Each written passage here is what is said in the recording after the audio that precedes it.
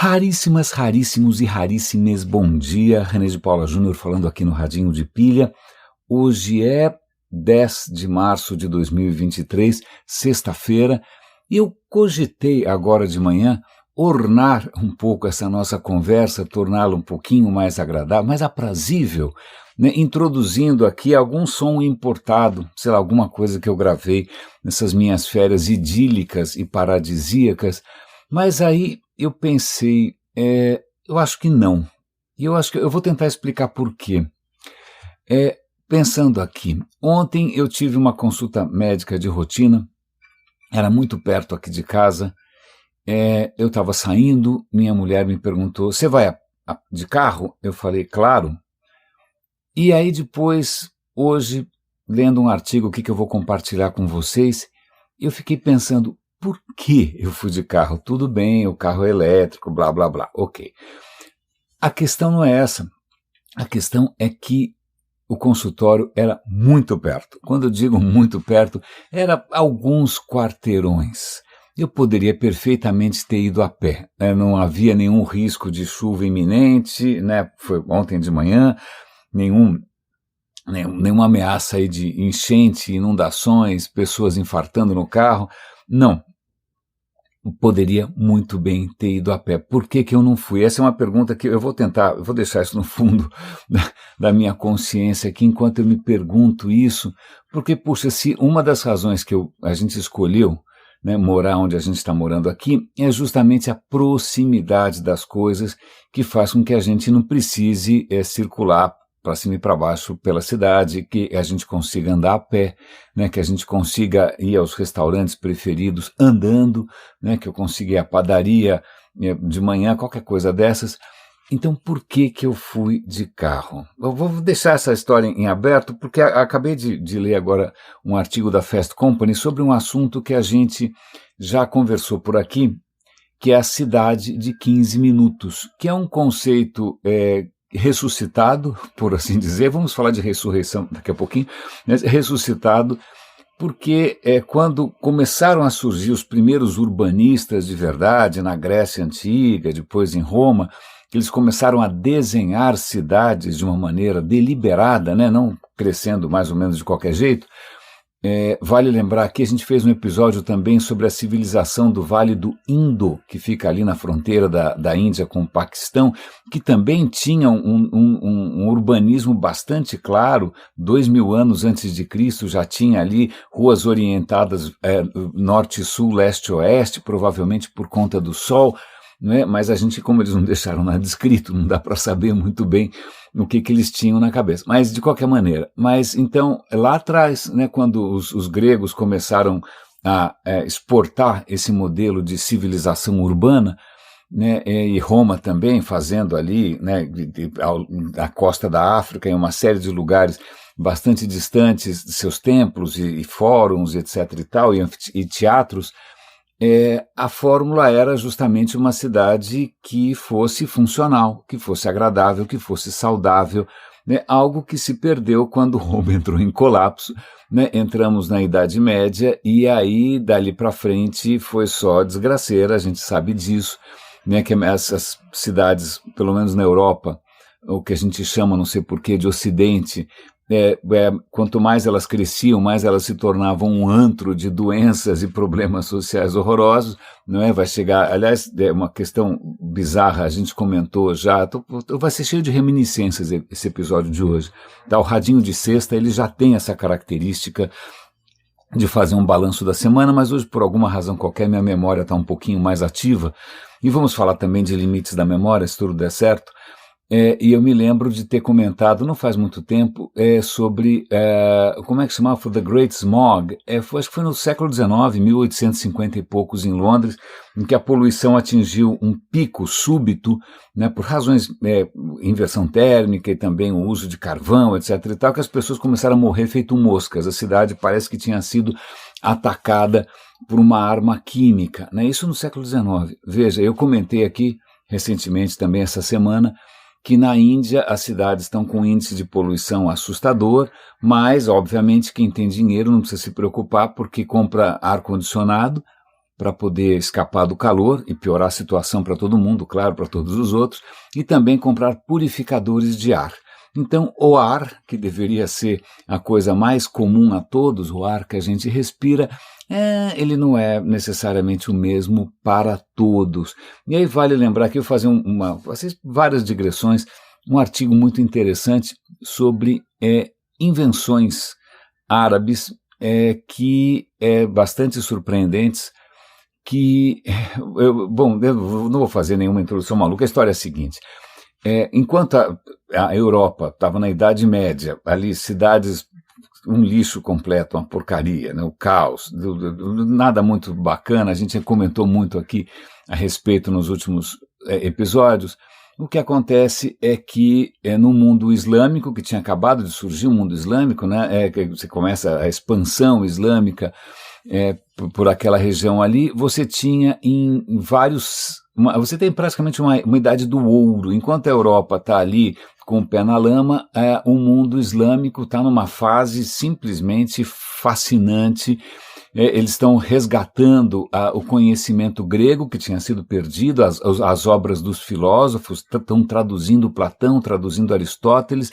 Aliás, se a gente hoje tem acesso a essas coisas todas, a gente tem que agradecer curiosamente aos árabes, e já vamos falar também dessa questão dos islâmicos, dos muçulmanos em breve. Pois bem, então Bagdá era um centro que atraía eruditos, estudiosos.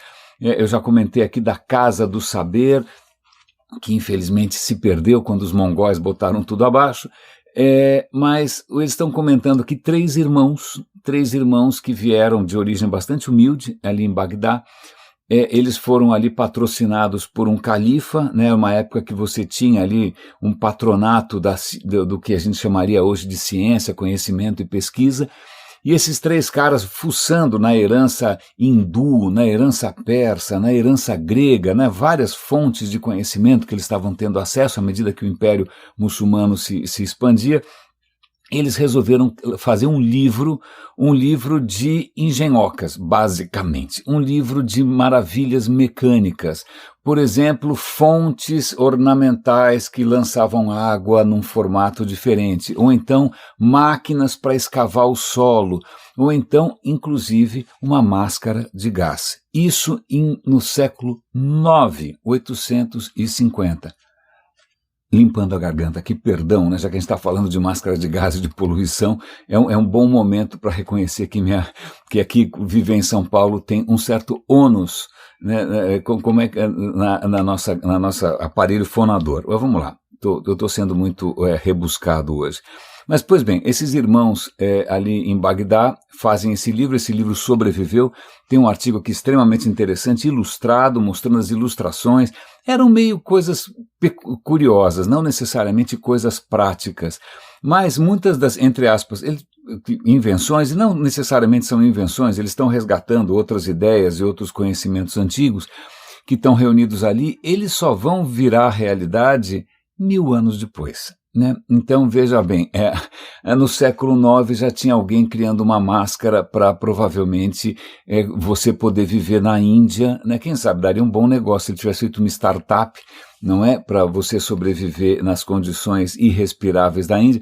Mas eu lembrei dessa cidade de 15 minutos, não só porque eu li esse artigo hoje, mas porque faz alguns episódios que eu comentei com vocês que uma ideia tão singela, né? Tão simples, tão roots, né, porque afinal ela emergiu em várias civilizações do mundo, nessa ideia de que você tem que viver num lugar que seja digno, que seja funcional, que seja agradável, não é? Para todos, de preferência.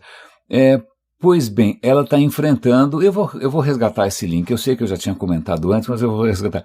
Ela está enfrentando uma resistência simplesmente inimaginável da extrema-direita americana, que agora começou a colocar teorias da conspiração, que na verdade essa história toda de cidades de 15 minutos fazem parte de um complô internacional de democratas, judeus, comunistas, alienígenas e pedófilos, não é mesmo? Que querem que você abra mão do seu carro. Imagina, cadê a minha liberdade eu não vou poder andar de jet ski, eu não vou poder fazer motociatas, né, eu não vou poder importar joias contrabandeadas. Bom, pois bem, a sua liberdade está em xeque porque esses caras querem que você seja forçado a, pecado, andar a pé. Andar a pé. Pois bem, então veja que esse é já que a gente está falando em ar irrespirável, né, o ar mental também está muito difícil de respirar, quando mesmo ideias que parecem absolutamente naturais, né, que deveriam ser senso comum, elas estão enfrentando resistências e fake news e deepfakes e teorias da conspiração completamente insanas. E falando em andar, eu vou dar um link aqui para uma reportagem muito interessante, que inclusive tem 2 belíssimos vídeos que eu convido vocês a assistir, sobre andar. Né? Eu que deveria ter andado até o consultório, não andei, mas vamos falar sobre andar. Acontece que nós todos somos descendentes de algum peixe que em algum momento resolveu botar o olho ali para fora, ver o que estava acontecendo e resolveu ali se aventurar pela terra firme. Ok? Somos todos descendentes de peixes. Eu sei, a gente sempre pensa, eu acho que muita gente deve ter pensado, bom, vou completar essa frase aí com primatas, sei lá com que eu vou completar. Não, mas na verdade há algumas centenas de milhões de anos, não é? Algumas centenas de milhões de anos, um peixe resolveu que, pensando bem, o que está acontecendo lá fora, né? Eu consigo enxergar muito longe, existem plantas, árvores, insetos e ninguém está comendo esses caras, puxa, lá vou eu, não é? Então somos todos descendentes de peixe, o nosso esqueleto, os nossos braços, todos somos descendentes de peixes com barbatanas lobadas. Eu não sabia o que era isso, eu tive que dar uma procurada, mas é um certo tipo de peixe com certo tipo de barbatana, que devagarinho foi transformando isso em alguma maneira de andar em solo firme. Pois bem, o que é interessante é que andar, ou usar algum tipo de membro para se deslocar em cima do solo, não foi só esse peixe maluco que inventou. Isso, veja só, e eu não tinha ideia disso, né? A gente conhece hoje mais ou menos 30 mil espécies de peixes. 30 mil. Ok, metade deve estar indo para o espaço, né? Mas tudo bem, 30 mil espécies de peixes. Dessas 30 mil espécies de peixes, um punhado, uma meia dúzia, sei lá quantos ali, de alguma maneira eles andam. De alguma maneira, além de nadar, de rebolar ali, de usar a espinha deles, né, para mexer de lá para cá e se deslocar que nem um torpedo na água, não, muitos deles desenvolveram a capacidade de andar no fundo ou mesmo andar em terra firme. São todos descendentes do mesmo aventureiro, né, do mesmo Cristóvão Colombo, já que a gente falou aqui de Cristóvão Colombo faz um tempinho. Não, eles são descendentes. Não, na verdade, isso é o que isso aconteceu em paralelo, né? Eles inventaram essas espécies que conseguem mais ou menos se deslocar dessa maneira. Elas desenvolveram essa capacidade em paralelo. Uma não conversou com a outra, nenhuma delas viu isso no TikTok, consultou o YouTube, o ChatGPT, o DALL-E, o Midjourney. Não, isso chama evolução convergente. Quando soluções relativamente parecidas, né, para problemas relativamente parecidos, elas surgem de maneira independente. Por exemplo, asas, né? Veja lá, a mosca tem asas, o morcego tem asas, um passarinho tem asas e nenhum deles, nenhum conversou com o outro. Essas coisas surgem. Olhos também, pois bem. Então, veja, é muito interessante. Recentemente eu estava numa situação bastante memorável, gostosa e inesquecível de estar num mar que ainda tem peixes, né, à sua volta. E eu olhando aqueles peixes ali e tal, eles olhando para mim às vezes, e é interessante pensar, né, que é um parente, né, um parente, é o mesmo DNA. E esse é o que esse artigo menciona, se você fuçar lá, escarafunchar no DNA dessas espécies, você vai identificar os mesmos genes que, em princípio, coordenam, ou teriam começado a coordenar a nossa, literalmente a nossa coordenação motora para poder andar em duas pernas. E o que é interessante, porque um dos vídeos, entre as espécies que eles citam uma espécie que acho que é muito comum na África, eu acho que nunca vi isso no Brasil não, que chama Mud Skipper. Skipper é o cara que pula na lama. Eu não sei como é que se chama em português. Eu sei que é um peixe feio que nem o demônio, mas é um peixe que, curiosamente, passa grande parte da sua vida fora d'água. Fora d'água mesmo. Então ele se alimenta fora d'água, ele se reproduz fora d'água, ele cresce fora d'água. Bom, para que ele usa água? Bom, na verdade, ele carrega o oceano dentro de si. Ele não é capaz ainda de respirar a atmosfera. Então, o que ele faz, quando ele sai da água, ele enche lá um reservatório de água do mar e fica usando aquilo como se fosse um cilindro, né? A gente, quando vai... Eu não, porque eu não me atrevo a mergulhar com um cilindro. Mas quem mergulha, é mergulhador de verdade, minha mulher, por exemplo, tem que pegar um cilindro de ar para levar lá para dentro, né? Você está levando, né, o seu meio ambiente, o seu universo, você está levando ele engarrafado. Pois bem, o que esse peixe faz ao contrário, ele traz o oceano dentro de si. E aí ele desenvolveu lá umas barbataninhas dele da frente ali, ele consegue andar em terra firme, felizão, vai rebolando ali, vai andando. Mas o que eu acho mais interessante são os olhos. Porque os olhos, se você pensar num peixe, normalmente um peixe é uma coisa bastante achatada, com um olho de cada lado, um olho não necessariamente muito expressivo, não é? Por isso que a gente usa em metáforas, mas o olho dele é engraçado porque ele é mais ou menos tubular, ele é um tubo, ele é quase cilíndrico, vamos chamar assim, ele é um troço achatado, e no topo, como se fosse uma torre de submarino, imagina um submarino que tem aquela torre em cima. Pois bem, na cabeça dele ali surge uma saliência vertical, né, que são os dois olhos. Né? Os dois olhos são muito saltados e são bem para fora do corpo, e inclusive eles têm uma relativa independência. Eles têm uma visão 360 que deve ser bastante invejável, inclusive. Né? E aí o que é interessante é que, de novo, né, o olho foi um olho que foi que evoluiu para o mar. Então, quando ele está lá fora, ele se resseca. Aí o que ele faz? O olho, curiosamente, o olho entra para dentro e volta. Né? Quando o olho está começando a ressecar, ele glup, o olho, ele praticamente engole o olho, bota o olho para cima de novo, e opa, o olho está limpinho, eu posso enxergar porque predadores existem. Aliás, caso vocês não queiram ver essa criatura admirável ser devorada por um lagarto monitor, então não assistam até o final. Quando aparecer o lagarto, vocês param. Tá bom? Mas ok, mas o olho dele, o que é interessante, porque isso talvez dê uma pista de como começa esse processo, porque esse olho é saltado como se fosse o quê? O periscópio de um submarino. Então, em algumas cenas do vídeo, você vê o peixe dentro da água, perto da superfície, com os olhinhos para fora. Uma graça. Então, o que provavelmente deve ter acontecido é que algum peixe começou a botar os olhinhos para fora e falou: "Oh, tem um outro mundo lá fora, eu não conhecia, nossa, eu consigo enxergar longe, opa, algo me diz que tem alguma coisa se mexendo, quem sabe eu começo a comer isso." Então, talvez a aventura tenha começado por esse estímulo. O cara desenvolveu a capacidade de enxergar fora d'água e falou: vou tentar, por que não? Né? Por que eu não posso me aventurar nesse outro mundo? E a gente tem que agradecer que, então, nossos ancestrais, se forem parecidos com esse cara, não são necessariamente graciosos, não são necessariamente fofinhos, né, não são necessariamente, assim, como é de dizer, heróicos, mas a gente tem que agradecer essa curiosidade do cara que botou a cabeça para fora para olhar o que tem do outro lado.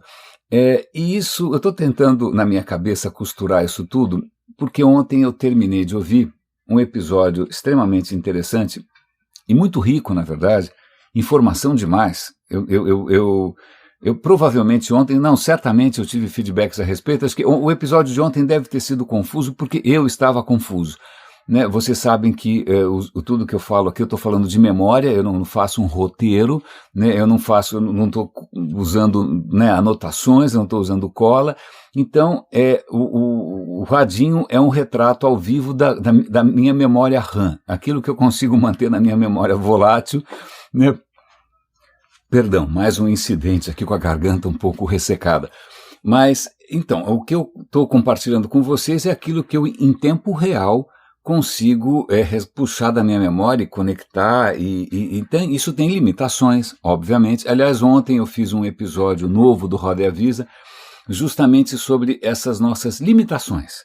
Né? A gente não consegue incorporar uma história muito complicada, a gente não consegue acompanhar tudo, a gente, de preferência, né, se der para você me contar essa história de uma maneira que tenha começo, meio e fim, com heróis bastante claros, vilões bastante claros e poucos nomes, não precisa ser um romance russo, né?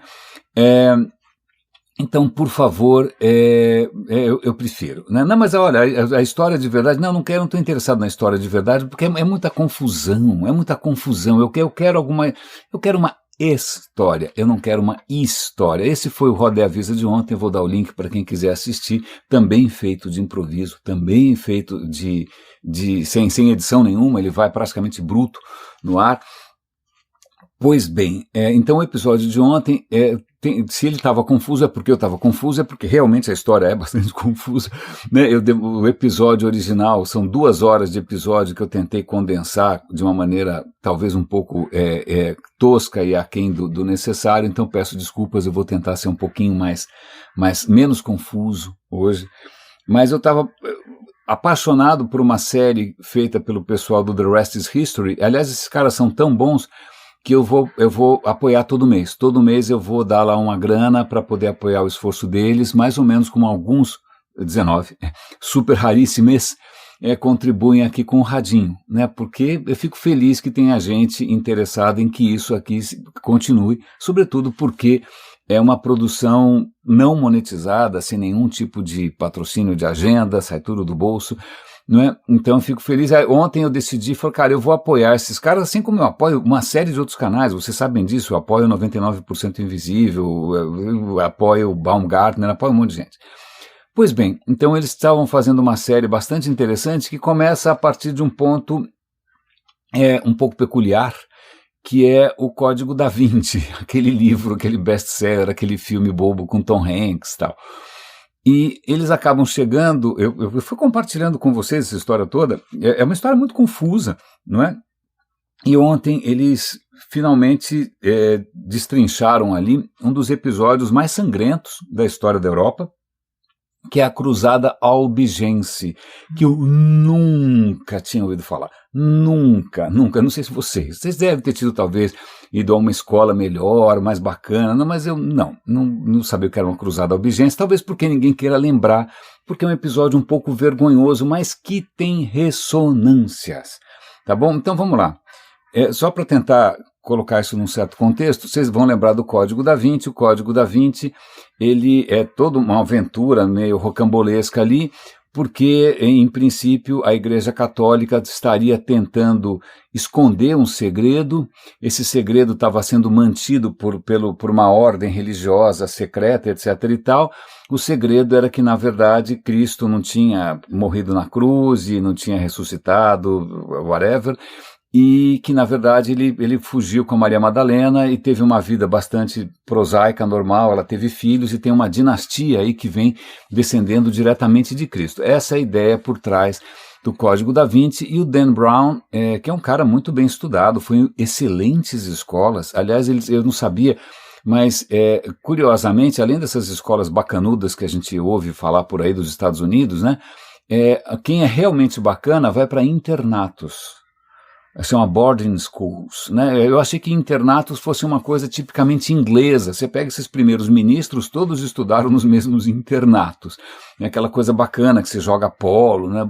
Mas, pois bem, nos Estados Unidos também. Aliás, eu não sabia, o próprio Mark Zuckerberg, aquele androide, que parece uma pessoa às vezes, né? Mas sem muita, não convence muito, ele também estudou no internato desse, porque ele também era muito bem nascido. Mas, pois bem, o Dan Brown, muito bem nascido, ele jurou de pé junto que 99% do que está nos livros dele é história verdadeira, porque isso, na verdade, se baseia em documentos secretos encontrados no, sei lá onde, no porão da Biblioteca Nacional da França, manuscritos perdidos, tal. Pois bem, o que eu contei para vocês aqui é que não.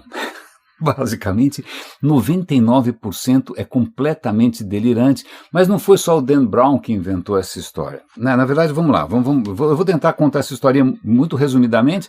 O que acontece é que durante a Idade Média existe, ali a partir, sei lá, no finalzinho já da Idade Média, todo mundo está falando ali sobre um grupo, uma organização religiosa secreta, alternativa ali, sei lá, underground, chamada cátaros. Os cátaros seriam, pelos olhos da Igreja Católica, uma heresia, né? E essa heresia que acreditava, aí depende ao gosto do freguês, né? Que acreditava que existia um Deus bom e um Deus ruim, por isso que o mundo era uma porcaria, que aliás acho que até seria uma explicação um pouco mais legal do que o mundo ser uma porcaria, você tem um Deus que é só bonzinho, aí como é que você explica a porcaria, mas deixa pra lá. Mas então essa organização super secreta que ficava ali nos rincões da França, né, que tinha essas heresias malucas, durante séculos e séculos, eles teriam sido devidamente chacinados e eliminados, não existiam mais, tá, mas aí depois, veja só, então durante muito tempo tem essa ideia de que existiria essa organização, esse grupo religioso escondido lá no meio do fim do mundo. Ok, mas isso não foi o tempo todo. Peraí, instante só, se esses caras existem desde o final de Roma, né, se eles existiam há 1000 e tantos anos, curiosamente não tem nenhum vestígio, não tem nenhum sinal, não tem nenhuma pista, não tem nenhuma menção. Essa história, ou essa narrativa, vamos chamar assim, essa história com E, ela surge no ano 1000 e pouco, 1100, 1200. Então, pera um instante só, então algo me diz que isso é uma invenção. Sim, é uma invenção. Então, na Idade Média, inventa-se, né, um passado que não existe, uma organização que não tem nenhum vestígio disso, né, isso tem uma certa finalidade, eu já vou chegar na Bendita Cruzada. Mais para frente, quando a gente começa a chegar no século XIX, alguns personagens absolutamente oportunistas, uns Donald Trumps da vida, né, uns Bolsonaros da vida, resolvem inventar, pegar essa história que era meio já quase esquecida e dar outros coloridos, dizer que não, na verdade, os cátaros estão ligados aos merovingios, que é uma dinastia que nunca acabou. Imagina, quem disse que o Carlos Magno acabou com os merovingios? Não acabou, eles continuaram secretamente, e os merovingios, na verdade, estão tentando, subrepticiamente, que é uma bela palavra, né? Então, assim, por baixo do pano, eles vão dominar o mundo e os merovingios vão fazer os Estados Unidos da Europa, vão acabar todos os países e vai ter um rei merovingio que vai incorporar tanto o papado quanto a Europa, o Ocidente todo. Cara, os caras começam a inventar essas histórias. Então, o Dan Brown, quando ele cria o Código da Vinci, a única coisa que ele coloca ali, que ninguém tinha colocado, que ninguém tinha colocado ainda, era a bendita história do Cristo. Não, acho que um cara tinha pensado antes, um tal do cara chamado, era um francês, acho que um francês também já veio com essa história, era um livro da década de 70, se eu não me engano, chamado Holy Blood, Holy Grail, Sangue Sagrado, Cálice Sagrado. Isso, então acho que esse é o primeiro cara que vem com a história de que existe essa seita dos cátaros junto com os merovingios, junto com o Cálice Sagrado, e depois o Dan Brown vai falar que o Cálice Sagrado, na verdade, é Maria Madalena. Então, é difícil de contar porque é um monte de mentiraiada, tá? Mas o que é interessante por que num certo momento surge essa mitologia, essa história sem pé nem cabeça dos cátaros. E aí a gente vai voltar, eu vou dar um pouco mais de detalhes sobre essa cruzada albigense. A história é a seguinte, eu tinha comentado num episódio aqui que, né, se você perguntar lá para o Vaticano, a história do papado, eles vão contar, não, né, existiram 266 papas, aí tem aqueles nomes todos, Inocêncio, etc. E tal. Pois bem, na verdade a história é muito confusa, obviamente, isso é só uma narrativa, foi só a assessoria de imprensa do papado que resolveu dar um tapa na história, porque o começo do papado é o caos. É o caos, é uma baixaria, tem tudo que você pode imaginar, tem sexo, satanismo, mortes, violência, envenenamento, incêndio. Deus nos acuda, e pelo visto não acudiu ninguém, né, até que no final, mais ou menos ali no ano 1000, né, chega um papa e fala, olha, parou, vamos botar ordem nessa casa, vamos estruturar essa história, né, assim não vai dar. Então aí começa uma estruturação da Igreja Católica. tá bom? Eles começam a se estruturar, eles vão inclusive criar as primeiras universidades em Bolonha, depois Oxford, etc e tal, para começar a formar o quê? Praticamente uma classe média, né, de funcionários dessa multinacional, né, que é a igreja. A igreja está se tornando praticamente uma corporação multinacional, ela vai precisar de tudo, advogados, teólogos, né, tudão, então você precisa formar isso. E aí o que acontece é que, eu comentei ontem com vocês, tem essa história de que eles sabiam, né, que obviamente estava tudo meio fora de controle, então nessa hora começam a pipocar as seitas mais variadas pela Europa toda, né, e aí os caras falam, bom, acho que a gente vai ter que dar um jeito nessa história, né, então vamos fazer o seguinte, ao invés de eventualmente, quando pinta alguma heresia, a gente eventualmente condenar e fazer alguma coisa a respeito, vamos atrás, né, vamos atrás. E aí é um personagem que, infelizmente, eu preferia ignorar a sua existência, um cara chamado Inocêncio, o Papa Inocêncio, acho que é Inocêncio III, que acho que eu comentei aqui com vocês, não me lembro, que ele falava, eu estou abaixo de Deus, bom, menos mal, mas eu estou acima dos homens. Então percebe que ele tomou um ego enlargement, né, que é uma pílula que faz o seu ego crescer 15 centímetros. Pois bem, o Inocêncio III, ele vai reclamar para o rei da França, falou, olha, é o seguinte, eu estou tentando botar ordem na casa aqui, mas tem um monte de hereges por aí, eu preciso da sua ajuda, né? Porque aqui no território francês, aqui é um celeiro de malucos, eu tenho que, pelo amor de... Bom, o rei tinha outras coisas para fazer, o rei não dá bola, né? O Felipe fala, te vira, tem outros problemas e tal, e aí o que acontece? O Inocêncio faz um apelo, né? Um apelo a todos os cavaleiros do mundo. Fala, olha, você por acaso tem vários pecados, etc e tal, aqui tem uma liquidação aqui. Ajude-nos nesta cruzada, é a primeira vez que a palavra cruzada é usada, as outras cruzadas que foram lá e trucidaram o Oriente Médio, a gente está pagando até hoje por isso, né, pagando pelo ressentimento e o rancor dessa nossa invasão. Aliás, eu recomendo fortemente um livro chamado, vou ver se eu acho o link e passo para você, A Cruzada Vista pelos Árabes. Como eu disse para vocês, o mundo árabe estava indo muito bem, certo? Era um mundo refinado, você tinha lá os caras resgatando a filosofia, resgatando a ciência, a matemática, a geometria, e de uma hora para outra chega uma invasão de gente esfarrapada, ensandecida, matando todo mundo, né?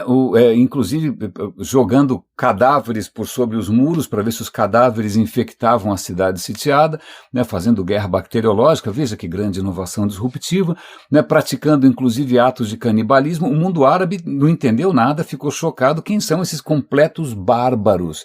Então veja, né, dependendo da narrativa que você ouviu, né, se você leu aqueles autores do começo da literatura portuguesa, né, que vão falar dos filhos de Mafoma, dos sarracenos, eu li esse troço todo pro vestibular, eu já até esqueci o nome dos caras, né, contando das maravilhas, das cruzadas, dos cavaleiros portugueses, você vai achar que eles estavam realmente, né, lutando contra, sei lá o que, uma espécie alienígena grotesca e primitiva. Não, o ponto de vista dos árabes é justamente o oposto, e algo me diz que eles tinham razão, tá bom? No ano 1000, desculpa, Londres, Paris era uma porcaria comparada a Damasco, Bagdá, etc, etc, etc. Mas, pois bem, o Papa resolve chamar os cavaleiros e falar, olha, é o seguinte, vocês vão dedicar, né, 40 dias do seu precioso tempo, que vocês não estão fazendo nada mesmo, né? São cavaleiros aristocratas, não tem nada para fazer, a não ser fazer justas e aquelas maluquices. Bom, então vocês vão me ajudar a depurar o cristianismo. Vocês vão entrar numa missão sagrada. Vocês vão fazer o que Cristo quer que vocês façam, o que Cristo faria. O que eu não sou um especialista em textos canônicos, mas eu não me lembro de nenhum momento Cristo ter pegado numa espada, subido numa armadura, não me lembro. O que eu acho estranho, mas os caras compraram essa ideia. Ele cria o maior exército que a Europa já tinha reunido até então, e aí começa a desgraceira.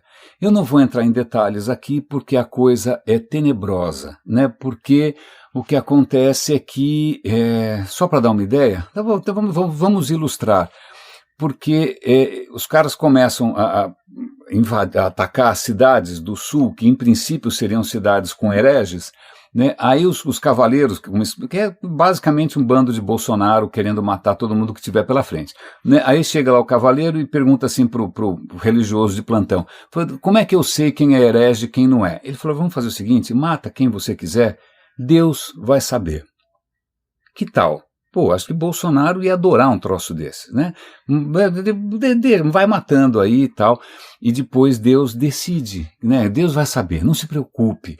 Então, o que acontece são coisas inéditas, sobretudo pelo caráter espetacular de espetáculo, porque os hereges são queimados em praça pública às centenas, as pessoas são cegadas, as pessoas são mutiladas, as pessoas têm amputação, um Deus nos acuda, né? Não tem perdão, mulheres, crianças, uma absoluta chacina, cidade após cidade, ano após ano, e aí você fala, credo, que horror, né? Mas o relato, veja só, os religiosos que estavam fazendo esse relato escreveram de volta lá para o Inocêncio, olha, é o seguinte, a vingança divina aconteceu de maneira maravilhosa. Maravilhosa significa centenas de pessoas queimadas em praça pública.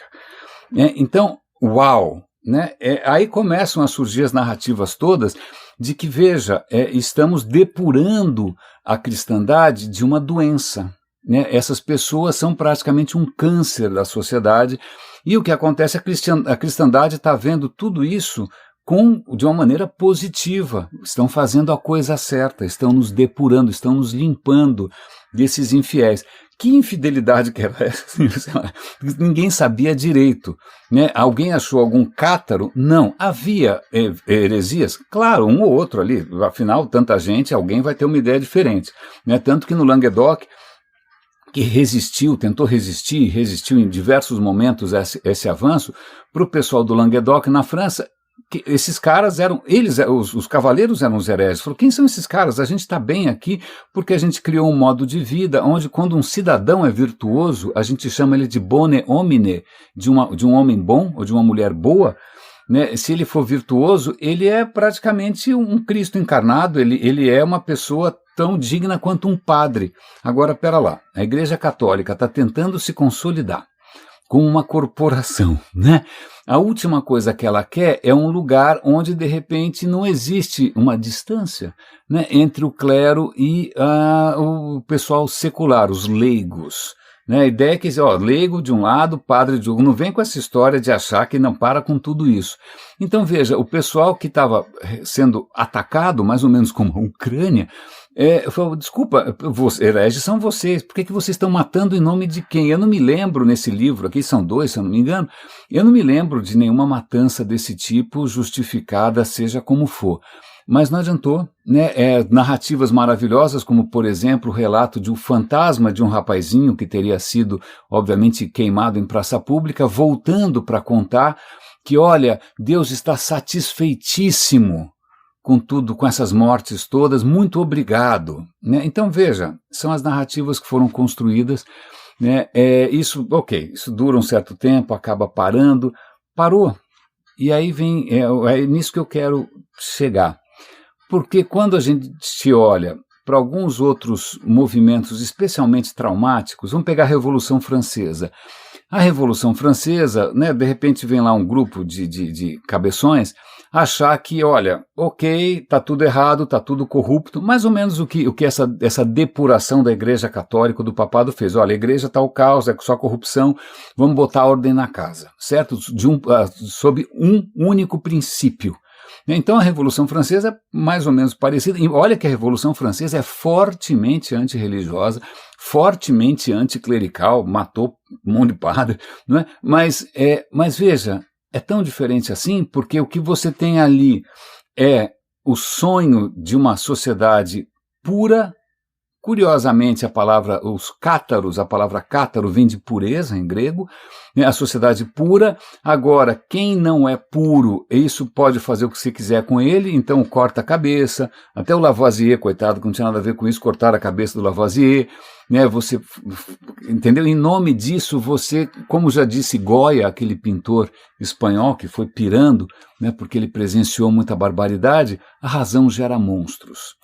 né? Então você percebe a Revolução Francesa também em nome de uma certa pureza, né, criando uma máquina de extermínio, que é o que acaba acontecendo. A revolução acaba sendo engolida justamente pelos que achavam que aquilo não era radical o suficiente, né, vem o terror, e isso meio que se repete. Se você for ver a revolução cultural na China, quando Mao Tse-tung descobre, ele chega para os jovens e fala: jovens, é o seguinte, vocês precisam me ajudar a depurar a China de quem ainda tem pensamentos burgueses. Então, por favor, denunciem seu pai, sua mãe, seus irmãos, seu tio. Né? Foi isso que aconteceu na China. Né? Quanto que isso custou em termos de vida? Deu certo? Não necessariamente. Né? Você tem isso talvez no Camboja, quando o Khmer Vermelho, também um movimento revolucionário, né, uma versão bastante peculiar do comunismo, esse comunismo camponês, que chega e fala: não, a vida nas cidades é uma vida corrupta. Né? Todo intelectual é, na verdade, um burguês disfarçado. Né? Então vamos fazer o seguinte, vamos matar todos os burgueses possíveis e imagináveis, e o que a gente não matou, vamos levá-los forçosamente para trabalhar no campo.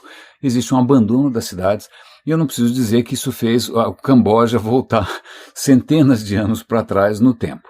Né? A gente pode ver também coisas parecidas quando você tem, sei lá, polarização. Quando você pega a extrema esquerda ou a extrema direita, é mais ou menos a mesma coisa. Olha, você é um coxinha, você é um petralha, não é mesmo? Você está numa guerra santa. Se você está numa guerra santa, você está do lado certo da história, né? Os dois lados falam exatamente a mesma coisa. Né? Você está do lado certo da história, então quem está do lado errado da história, você pode fazer o que você quiser, você pode trollar no LinkedIn, né? Porque ele abusou de uma expressão que ele não tem o direito de usar. Né? Então, veja, eu estou te dando uma justificativa para você ser desumano. Quando os nazistas resolvem depurar, né, o sangue ariano, de novo, vou repetir pela enésima vez, não existe raça ariana, essa é outra ficção, é uma ficção inventadíssima, tão inventada quanto a Sociedade Secreta dos Cátaros ou a conspiração merovíngia, não é? Ou a conspiração democrata, tanto faz. Pois bem, então existe um processo de corrupção do nosso sangue tão puro, a gente tem que resgatar nossa pureza, e essas criaturas impuras, a gente vai ter que, infelizmente, eliminar. E, venha participar, é uma causa nobre, né? Parecem pessoas como você, mas não são, tanto que a gente colocou um número nelas, elas não têm mais nome. E se você acha que essa história de desumanizar o próximo é uma invenção dos nazistas, saiba que nesse período ali da cruzada albigense, da consolidação do papado, o que acontece é que são instituídas algumas, vamos chamar assim, de inovações disruptivas, como, por exemplo, vamos obrigar todo cristão a se confessar todo ano. Eu quero saber se você é realmente um cristão de verdade. Eu quero saber os pecados que você cometeu. Né? E vamos criar, obviamente, toda uma máquina de transmissão de informações aqui dentro.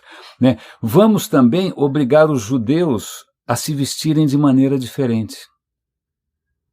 Isso 1000 anos antes do nazismo, ou pelo menos 900 anos antes do nazismo. Vamos obrigar os muçulmanos a se vestirem de maneira diferente. 900 anos antes de qualquer outra coisa. Não é? E aí é lógico, tem alguns atenuantes. Nesse momento surgem algumas ordens religiosas, por exemplo, você tem várias abadias sendo criadas pela Europa toda, onde você tem, por exemplo, os monges cistercienses que estão ali, né, estendendo, né, esse business. Eles são super empreendedores, eles acabam fazendo cerveja, fazendo licores. Provavelmente algum cervejeiro aqui já deve ter tomado alguma dessas cervejas feitas em abadias. Mas, além dos cistercienses e outras ordens, surge um frade chamado Domênico, que ele fala: cara, esse negócio de matar herege, não tá legal, eu acho que a gente deveria tentar salvar esses caras, tentar fazer com que eles se arrependessem, dar uma segunda chance, né? Por favor, se arrependa. Se é que o cara, né, se arrepender do quê? O cara não quer se arrepender, mas tudo bem. Então ele cria a ordem dos dominicanos, que justamente para evitar todas as críticas contra o luxo da igreja ou contra a pompa, eles são muito despojados, eles vão viver no meio do povo, e o que eles vão tentar fazer ali é justamente converter os hereges e não matar. Mas veja, de qualquer maneira, continuam fazendo parte, essas ordens todas, continuam fazendo parte de um esforço concentrado do que é uma das primeiras, talvez uma das maiores multinacionais de todos os tempos, que só quer, obviamente, que um tipo de crença canônica sirva. E curiosamente, veja só que coisa interessante. Na hora que as primeiras universidades são criadas, justamente para criar toda uma mão de obra qualificada, inclusive vale lembrar que um dos grandes romances franceses, que é aquele livro do Stendhal que chama O Vermelho e o Negro, porque o vermelho e o negro, porque na França, durante um bom tempo, se você fosse um Durango, se você não tivesse sangue azul, se você não tivesse papai rico, você tinha duas opções que eram ou ir para o exército, que é o vermelho adivinha por quê, sangue alheio, ou o negro, que é a batina, né? Então veja, são carreiras, você está criando justamente um mercado de carreiras, não é? E nessa hora eles resgatam justamente os saberes que os árabes tinham resgatado. Eles resgatam, por exemplo, Aristóteles. Já imagina, a Europa tinha esquecido de Aristóteles completamente. Quem resgata Aristóteles são os árabes, quem traduz. Então agora que eles vão expulsando os árabes, né, da Europa, eles vão tendo contato com essas obras clássicas. E Aristóteles, que sempre foi um cara, ele errou muito, né, mas ele tentou, pelo menos era um cara que estava investigando a natureza, né, as hipóteses dele não foram necessariamente das melhores, mas era um cara que aprimorou muito a lógica, né, a exigência com relação à consistência de um discurso, né, as ferramentas para dizer se um discurso era coerente ou não. Pois bem, a igreja, embora Aristóteles seja obviamente um pagão, né, pois bem, houve um mundo bastante tranquilo antes de Cristo, antes de igreja, antes de pomba, antes de tudo, né, estava tudo indo bem, né, então eles resgatam Aristóteles não para eventualmente questionar e promover o mundo da razão, não. A lógica aristotélica vai ser usada justamente para sabatinar heresias. É uma maneira de você identificar se as heresias têm algum ponto fraco ou não. Uau, eu fiquei bastante,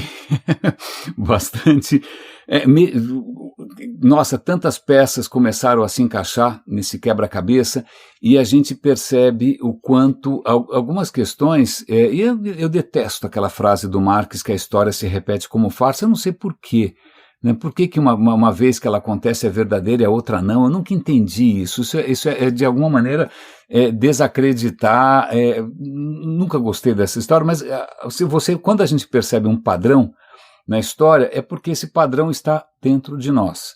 É porque talvez a gente seja facilmente seduzido por historinhas simples, né, por historinhas fáceis. Ninguém quer necessariamente pensar, ninguém quer necessariamente questionar demais, dá muito trabalho, né? Ninguém tem uma tolerância infinita com a diferença, né? Ninguém tem uma paciência de botar o olho para fora, como aquele peixe fez, e ver se existem outros universos que você pode, né, sair a pé e explorar. Não, eu acho que parte disso vem de não vou dizer que é um defeito de fábrica, mas que acho que é uma limitação da natureza humana, que desculpa, dá para funcionar no piloto automático, né? Eu posso simplesmente não ter que parar a cada 5 minutos para repensar tudo que eu já pensei, né? Não quero ouvir o radinho, pelo amor de Deus, não me venha com novidades, não me venha com... Não, eu estava feliz com aquela versão ali, tá tudo bem. Tem algum vídeo no TikTok? Né? Então, essa é uma natureza humana que é facilmente manipulável, sobretudo quando você cria a sensação de ameaça, a sensação de guerra, a sensação de um inimigo, e isso cria coesão. E isso se casa com o último episódio que eu ouvi daquela série sobre a invenção da Rússia. Eu vou dar o link, como sempre, está tudo no radinhodepilha.com, está na descrição do episódio, em que eles estão contando como parte da identidade russa, que é uma invenção, diga-se de passagem, porque são inúmeros povos, com inúmeras culturas, você inventa uma identidade russa, sobretudo a partir de um discurso vamos chamar de agônico. Agônico, aliás, agônico vem de agonia. Agonia, você deve estar pensando em tirar, sei lá, tirar um dente, o tratamento de canal, exame de próstata, não sei, mas agonia vem de agon. Agon em grego quer dizer combate, combate, então a agonia é o combate com a morte. Então agônico é tudo que tem a ver com combate, certo? Certo. Então quando você, né, você puxa essa olha, é o seguinte, você está sendo ameaçado pelos comunistas que vão querer identidade de gênero, e vão querer, que diabo que vão querer, etc e tal. Nossa, todo mundo entra em pânico. Você está ameaçado porque o PT vai voltar e tem o Foro de São Paulo, não sei como é que chama. Você está ameaçado porque o que você quis, imagino que porque alguém vai querer criar uma cidade que você vai ter que andar a pé.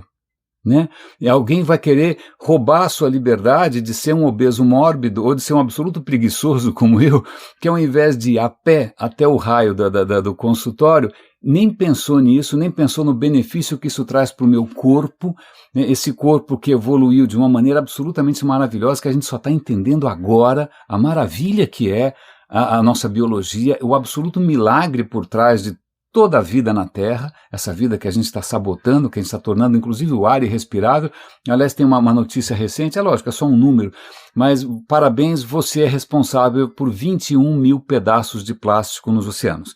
Fizeram uma estimativa de quantos pedaços de plástico tem nos oceanos, dividiram por 8 bilhões de pessoas, deu 21 mil para cada um. Foi isso que a gente fez, né, com o que a gente chama de progresso. Mas voltando, desculpa, eu estou me dispersando, mas esse discurso agônico que funciona, você pode pegar a comunidade de software livre em guerra com a Microsoft, você pode pegar a comunidade da Microsoft em guerra com o software livre, você pode pegar, cara, você tem um inimigo certo? Você tem um inimigo ainda mais quando esse inimigo é genérico, quando esse inimigo é um rótulo, quando esse inimigo não é aquela pessoa, aquela outra pessoa, mas é uma noção inventada. Não é? E aí eu contrasto isso, justamente acho que eu vou voltar para a cidade de 15 minutos. Né? Acho que uma das questões que favoreceu, de certa maneira, a nossa, vamos chamar de humanização, para a gente sair um pouco desse raciocínio tribal, essa coisa um pouco mais defensiva, essa coisa um pouco mais paranoica, foi você conviver com outros humanos de origens diferentes sem risco, sem medo, de uma maneira que todo mundo ganha, através do comércio, através, sei lá, né, das negociações. Então, eu tive, não sei se privilégio ou não, do ponto de vista respiratório, certamente não foi um privilégio, mas eu cresci no centro da cidade. E o centro, se São Paulo já é um caldeirão de várias coisas, o centro da cidade é realmente intenso, porque é gente de todo canto, são todas as etnias, são todos os sotaques, são todas as histórias, né? Então, veja, se você tem um convívio, né? Se você, como esse peixe, bota o olho fora d'água, descobre que lá fora, puxa, eu posso explorar sem risco, isso talvez nos torne mais tolerantes, vai mostrar que, puxa, pera um instante só, por que você está falando de judeu? Eu conheço um rapaz judeu, ele é legal. Por que você está falando do negro? Por que você está falando do chinês de uma maneira genérica? Desculpa, ele estuda comigo na escola, eu brinco com ele todo dia. Não é assim, né? As pessoas passam a ter, né, o que elas têm, a sua diversidade, e isso é interessante, porque e aí talvez eu volte porque que eu fui de carro, talvez porque, mesmo eu estando num bairro em que seria possível você fazer as coisas a pé, pelo menos do ponto de vista de distância, né, dos 15 minutos, sim, eu chego em 15 minutos, mas é uma cidade onde a desigualdade é tão brutal, infelizmente, que dá medo. Infelizmente, dá medo de andar.